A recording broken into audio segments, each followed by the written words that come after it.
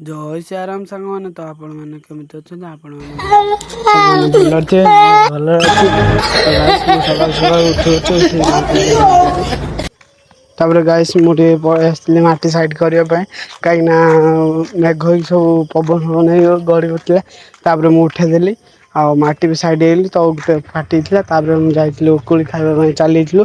ତାପରେ ଇଏ ଦେଖିପାରୁଥିବେ ମୋ ମାନେ ଆମର ଭାଇ जो ये दो हम चार कितना हुआ, और हम सब जब मिल जाते ना तो बहुत अच्छा लगता है। ये हिंदी ମୋ ପାଇଁ ଟିକେ ହିନ୍ଦୀ କହିଦେଇଥିଲି। ଆଉ ଆପଣ ଏମିତି ମୋ ସାଙ୍ଗରେ ସପୋର୍ଟ ଦିଅନ୍ତୁ, ଆଉ ମୋ କମେଡ଼ି ଭିଡ଼ିଓ ବି ଶୁଣନ୍ତୁ। ଆଉ ଇଏ ଦୁଇ ଜଣ ଦେଖିପାରୁଥିବେ ଆସିଛନ୍ତି।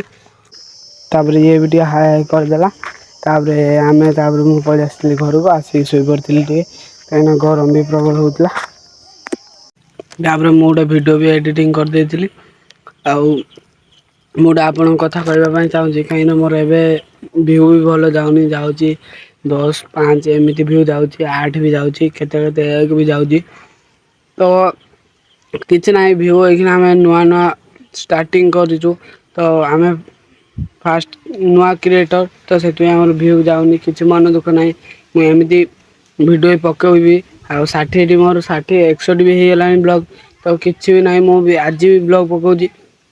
ତ ଆମ ରଥ କାମ ବି ଏଠି ଷ୍ଟାର୍ଟ ହେଲାଣି। ମୁଁ ଆପଣଙ୍କୁ ନିହାତି ଭାବରେ ଆମ ରଥ କାମ ଦେଖେଇବି। ଆଉ କାଲିକି ଆମେ ନିହାତି ଭାବରେ ଯିବା ଆମେ ରଥ ଦେଖିବା ପାଇଁ। ତ ରଥଯାତ୍ରା ତ ଆଉ ଅଳ୍ପ ଦିନ ରହିଲା, ସେଥିପାଇଁ ରଥ ବନା ଷ୍ଟାର୍ଟ ହେଇଗଲାଣି। ତ ମୁଁ ବେଳ ତା ବାହାର ଯାଇଥିଲି ଟିକେ ଆର ଘର ପାଖକୁ, କାହିଁକିନା ଆର ଘର ପାଖରେ ଟିକେ ଓଲ୍ଡିଂ କରୁଥିଲେ, ମୁଁ ଟିକେ ଦେଖିଦେଲି। ତାପରେ ମୁଁ ପଳେଇ ଆସିଥିଲି ଖେଳିବା ପାଇଁ। ତାପରେ ମୁଁ ଘରୁ ପଳେଇ ଆସିଥିଲି, ତ ରାତି ବି ହେଇଗଲାଣି। ତ ଗାଇସ୍ ଲାଇକ୍ କରିଦେବେ, ସେୟାର କରିଦେବେ।